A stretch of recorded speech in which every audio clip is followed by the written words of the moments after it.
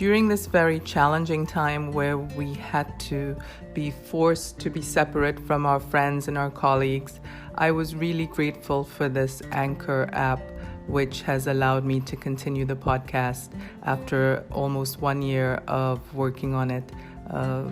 It's free. You simply go to Anchor.fm and download the app. And there you'll find all the tools that you need to record and edit your podcast, as well as to invite people onto your podcast through the app. Anchor also distributes the podcast for you on Apple, Spotify, and many other platforms. You have absolutely nothing to do except to record your podcast. If you have an ad like this, you can also make money. It's everything you need to make a podcast in one place. I would recommend it for anyone who wants to get their voice out there, has something to contribute. Go for it. Anchor.fm is where you go to download the free app and to get started. Good luck with your podcast.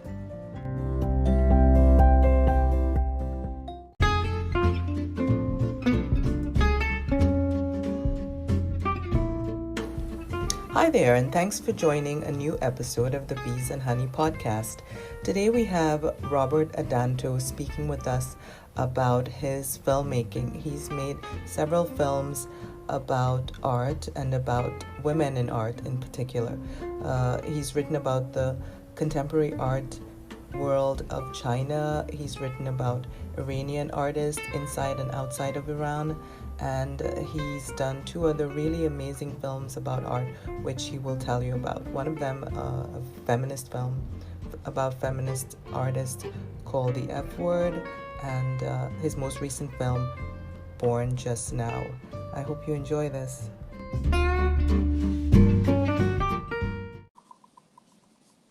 Hi, good morning, Robert.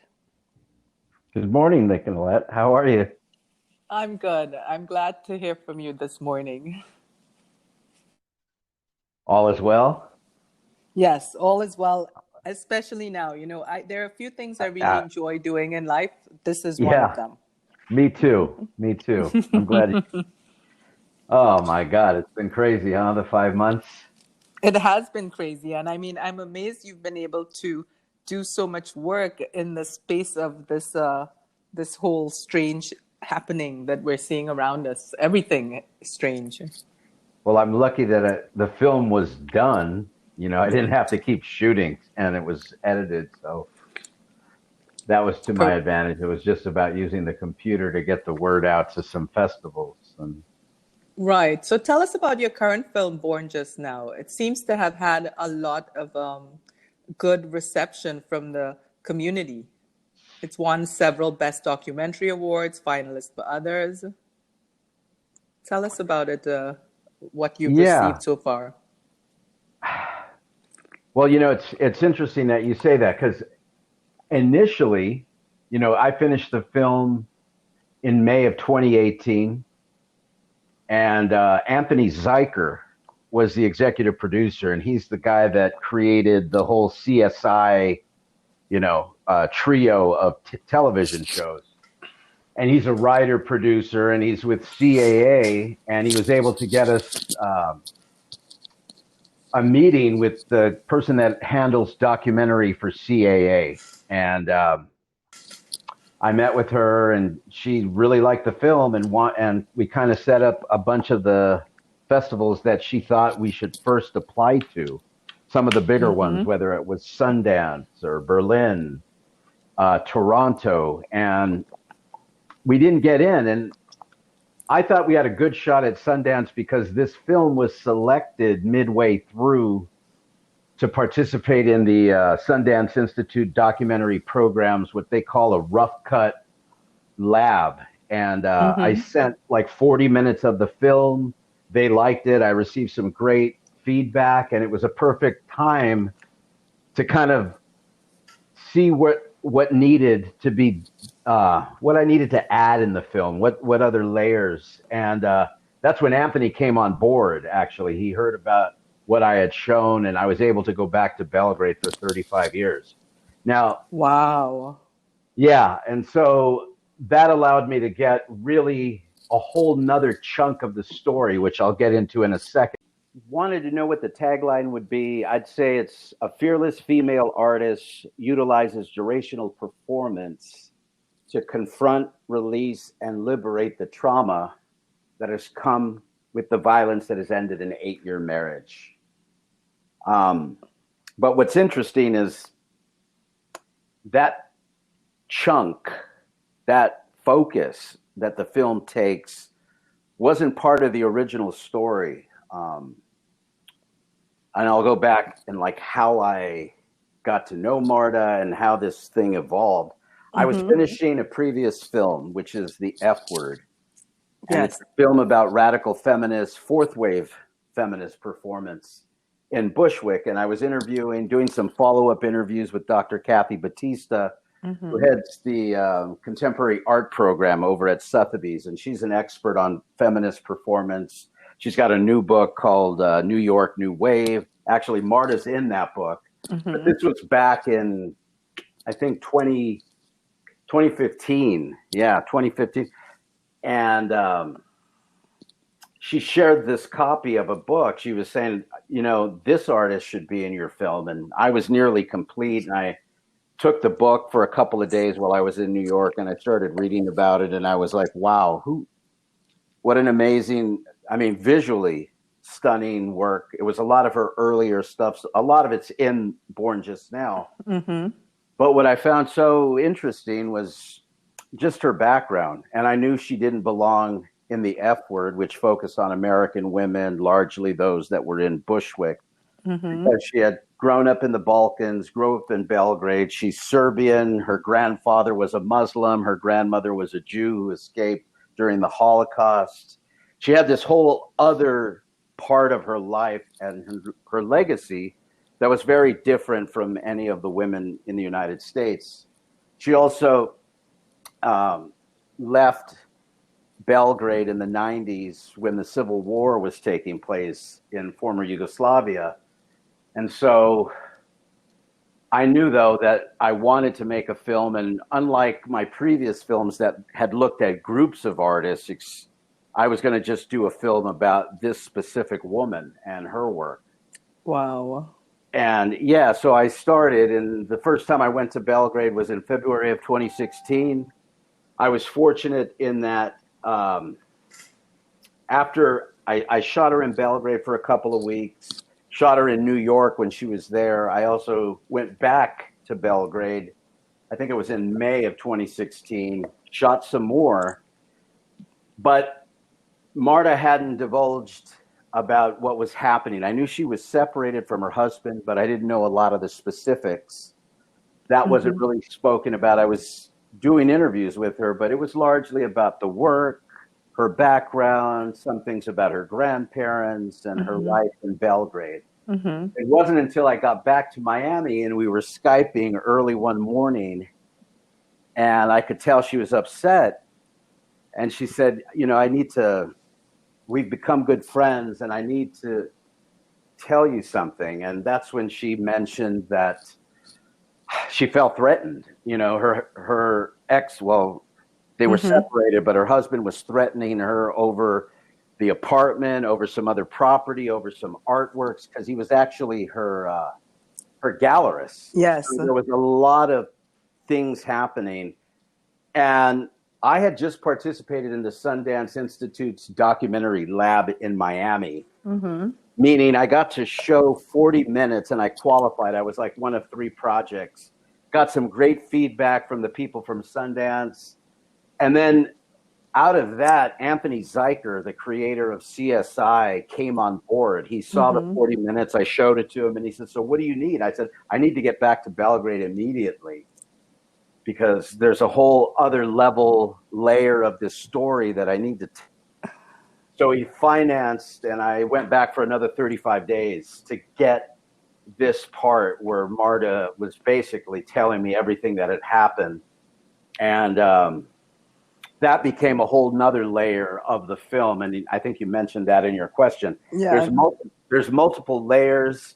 There's a lot of interesting contradictions, because for example, the first performance she does, Motherhood, right? Yes. That was in February of 2016.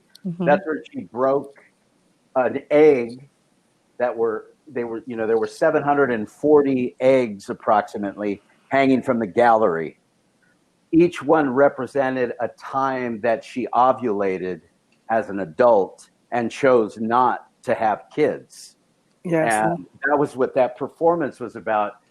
But it came from the fact that, and what started the tension in her relationship was that her husband wanted her to have a kid. And she had always said, my art is my children. I don't plan to be a mother in any way. So that created a lot of tension, and ultimately it led to the divorce and probably led to that violence that ended the marriage. Yes. I ended up, shooting her again. We went to Paris for one thing. We shot in Houston, and I finished the film in May of 2018. And through Zyker, met somebody at CAA who wanted to rep the film, and she set us up with festivals to attend. They were all the largest ones. They were Sundance, they were Berlin, Toronto. And I didn't get into any of them. The film didn't make it. The feedback we got is like, Marta's known in the art world, but she's not a big name. She's not like Ruth Bader Ginsburg, which you've seen the RBG documentary. There were several famous women documentaries, Jane Goodall. Marta's not on that level in terms of notoriety, but I did think it was what I had was a unique story. Obviously, Marta's a very unique individual, both in her persona and her artwork. And eventually I did get into the right festivals. And so I've won 3 festivals, and I've been a finalist in 2 others. Yes. The first one that we won at, and actually the festival loved her so much, they gave her another award on top of that. And that was in Buenos Aires, Argentina, at what's called Arte Nonstop Film Festival. It's a film festival devoted to art, to dance, to visual arts, and all the films are somewhat associated with that. Yes. And then we won here in Brooklyn at the Art of Brooklyn Film Festival. We received the Outstanding Feature Documentary. And like a few days later, I won International Documentary Feature Film Award in a festival in Ecuador. And that was all just in June. So then I was like, well, what's July going to be like? And we ended up getting to the semifinals, and then were named a finalist in Moscow at Interdoc, which is the International Documentary Film Festival. And then I was the runner-up, again, a finalist at Red International Film Festival, which is in Norway, in Ina, Norway. And it's another festival that focuses on art and film, and films about art. So, and I've got, it's still out there. It's screening in a bunch of cities in Poland right now. That's going to go on through June. It's been going on. It's the largest outdoor film festival in Europe during the summer. And from there, we're going to go to Hungary, Romania, and those are actually festivals. They're not the digital versions. Right. So, yeah, some countries took care of their COVID situation, and they're having full-fledged events. Festivals. Yes. So I plan to go to the one in Budapest, which is in October. I've also gotten into some festivals here, 2 in LA and 1 at Twin Cities in Minneapolis. And those will be streaming. So I haven't gotten the dates that my film will be streaming, but there's a couple in October, and there's another one in November. And well, definitely keep me in the loop when those screening, when they're up. I will. Would they consider this a sleeper in the industry? In my estimation, I think that means that people didn't expect it to do as well as it's doing. So it's a surprise. I don't know if it's a sleeper. It's definitely a niche film, and within a certain context. It's interesting because all of my films have been like that, but most of them, like whether it's The Rising Tide or Pearls on the Ocean Floor, Mm-hmm. I screen them largely in museums and Right. at universities. I did do some festival stuff with those films, and actually Pearls on the Ocean Floor won a couple of awards, not Best Doc, but it got recognized at two different kind of semi-large festivals. Mm-hmm. This film, though, has kind of crossed over into the film festival circuit, which I'm very happy. It's a whole nother step. And some of that I attribute to the fact that we got into the Sundance Lab, which gave the film a little more credibility.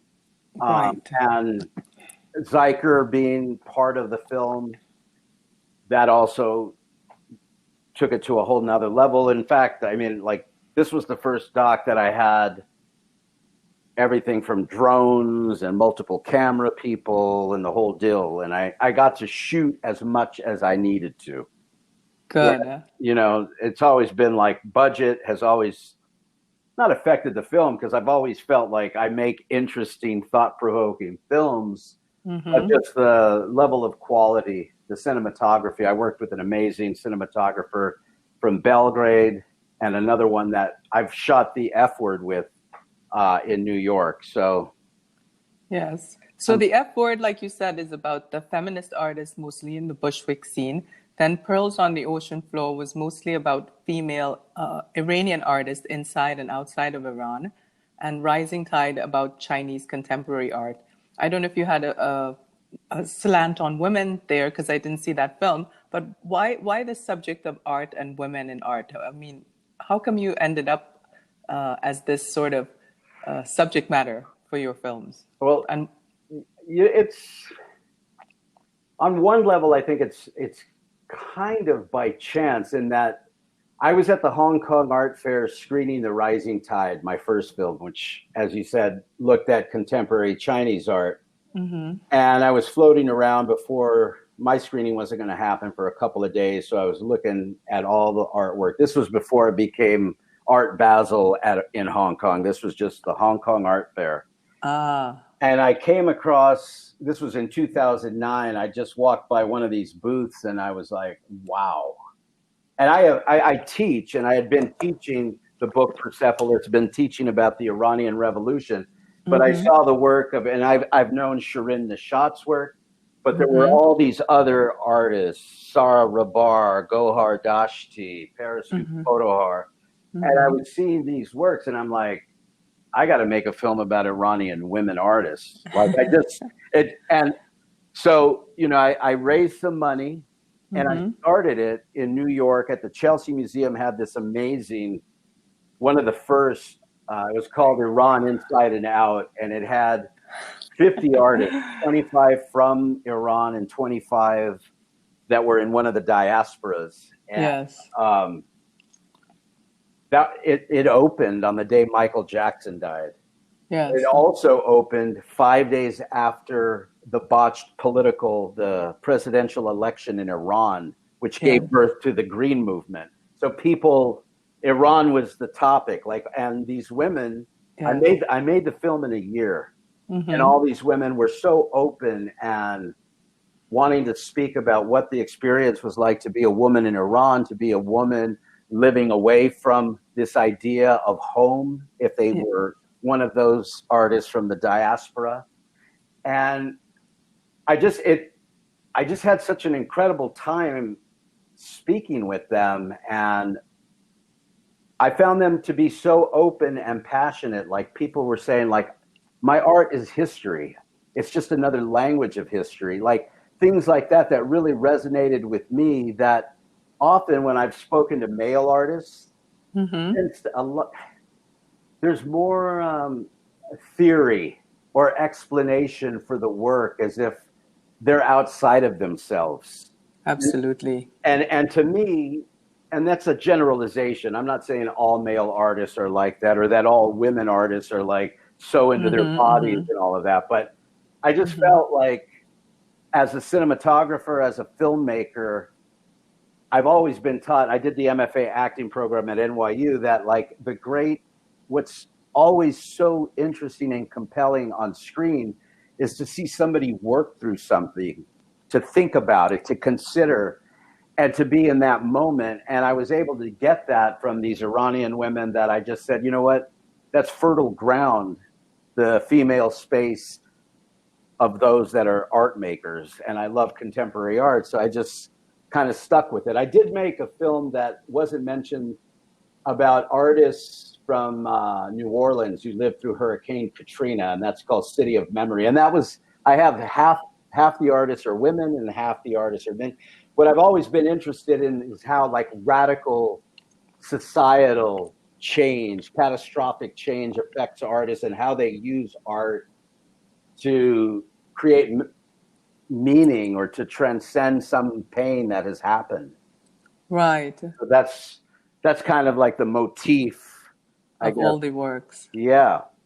Well, you mentioned Iran Inside Out at the Chelsea Art Museum, and Till and Sam, I don't know if you know the two curators. Yeah, yep. That's so funny. Well, I know them very well as well because I was at the Chelsea Art Museum at the time of that exhibition. Oh, man. Do you remember how packed that was? It's so funny that you were there and I didn't recognize the name to the person, even to the picture, but we'll discuss that after. I think it's a funny coincidence nonetheless, how small the circles are. Yeah, I have to send you a copy. I interviewed Sam like the day before or the day after the opening. Yeah. But I ended up going with literally all Iranian women, even the experts, even the, in terms of talking heads. So I just thought, like, I don't need a man. I don't need a man to explain what these women are and who they are. So yes. It's 16 Iranian female artists and 2 or 3 experts. Well, you mentioned that you were a teacher as well. Sam was a teacher too. Right. And he's still, he writes a lot still. Oh, yeah. So how did your teaching feed into this whole filmmaking thing? Like, what do you teach? Well, at the time when I started, I was teaching an integrated lit and history about world cultures. And actually, I ended up getting money from the school where I was in Santa Monica to go to China. It was a very progressive private school, and they were basically saying, there's a grant, come up with a thing that you're going to do with this money that takes you outside your comfort zone, step outside the box kind of thing. And I said I wanted to go make a documentary about China's transformation and emergence. Yes. And I wrote out a whole thing, and I got money from the school, but then I also got money from Jan de Bont, the filmmaker, who liked what I put together. I did some initial interviews with think tank people in New York and in DC and assembled something. And I was actually teaching his son in the class, and he went home and he told his dad, I didn't even know who Jan de Bont was at the time, but I got this call, and then I found out, wow, this is the guy that did Speed with Keanu Reeves. This is the guy that did Lara Croft Tomb Raider. Oh, wow. All these big films. So we had a chat, and it ended up going on for like an hour and a half because he had started in documentary in Japan, was always fascinated with China and the East. And I really knew the topic, and I was able to say, this is what I want to do. And he ended up financing the entire China trip. So that, wow. Yeah. And you were in the zone, as they say. Yeah, it was the zone, and that began the whole career, basically. Yes. So, but in terms of teaching that subject, which was an integration, it's exactly what the films are like. I show historical, cultural context, and show how the art is a response, or how it was generated by these circumstances. So yes. That's just how I form the films, and I don't try to make a film that's like didactic or has all the answers. I want people, I guess, first and foremost, to see the work, to see how cool it is, engage with it, and want to know more about it themselves. I think I want to present the work, give some background, but then leave it to the audience to make the meanings that they do. And hopefully there's multiple interpretations, which I feel tends to happen when I do screenings and we're at a museum or a university. A lot of great conversations follow. So yeah, that's what I love doing. I totally understand why. So how do you know when you're done with the project? How do you know, like you have these plans for the fall with Born Just Now. How do you know when you're done and you're going to start the next one? Do you have the idea for the next one already, or how does it Uh, work for you? it depends on, and this is a strange time in and of itself. I shot a bunch of interviews. I was living in New York for 6 months up until December. And there's a gentleman that just graduated from SVA, and I saw a performance that he did in Chinatown, and I was able to shoot it, and I shot it a second time, and I did some interviews with him. I don't think it's a feature, but I definitely think he's interesting, and a short I want to make about that. Mm-hmm. But I'm just working on that to show some people so that I could go work with him again at some point when it's safe. But I have been working on a animated nonfiction for the last couple of years, and working with a German producer on that, and writing the script based on these firsthand accounts of something that took place in China. But, when I know something's done, I still, as much as there's kind of an open-ended discussion within the film, I still want to have that kind of classical structure and have, at least emotionally, some resolution. And that's why, like, for Born Just Now, like, I feel like she goes through all this stuff, things are revealed, and through the performances, they kind of took her and I hope, take the audience to somewhere where there's resolution. And I have that scene where she's on the hammock and saying, the last year and a half has been pretty nuts, kind of thing. Yes. And then I just felt like I had to put that performance, the tight binding, because for me, like, it's the ultimate. I'm going to be so free. I'm so okay with myself that I'm going to let another artist use me as the putty. Yes. And that to me is like the ultimate freedom, like showing that surrender. Yes. And she's back. She's not, she's not afraid of anything. Yes. And then the complete liberation from the past, literally burning the wedding dress. Yeah. I love that the wedding dress wasn't this elaborate thing, this really flimsy little piece. So, it takes on a much more symbolism in our minds than it actually is, this little fabric. Oh, wow. Yeah. Interesting. Yeah. And it says something about her and what their marriage was. Like, they got married, but they didn't do it the traditional way that we see on soap operas. Yes. Well, is there anything else you wanted to add before we say goodbye? No, I'd love to at some point add some of the dates. I don't have to verbally do that, but I can send you links once I know. I'd love people to see the film. It's going to be streaming again. And, yes. This has been great. Thank you so much. Yeah, definitely send me the dates and I'll put it in the description of this episode. And I will definitely share this episode with a bunch of people who I think should know about your work. Thank you. Okay, well, enjoy the day. You too. Stay care. Safe. Yeah, yes, I'll talk to you soon. Good talking to you. Take care. Bye, Robert. Bye. Bye-bye. I hope you enjoyed this. If you'd like to see Robert's film, you can attend either the Glendale International Film Festival, September 25th to October 1st. It's glendaleinternationalfilmfestival.com, or the Twin Cities Film Festival from October 22nd to the 31st, twincitiesfilmfest.org, or Arpa International Film Festival, which will run November 12th to 22nd, 2020. And you can Google all of this, but it's arpafilmfestival.com. I hope you get to see this wonderful film. I certainly enjoyed it.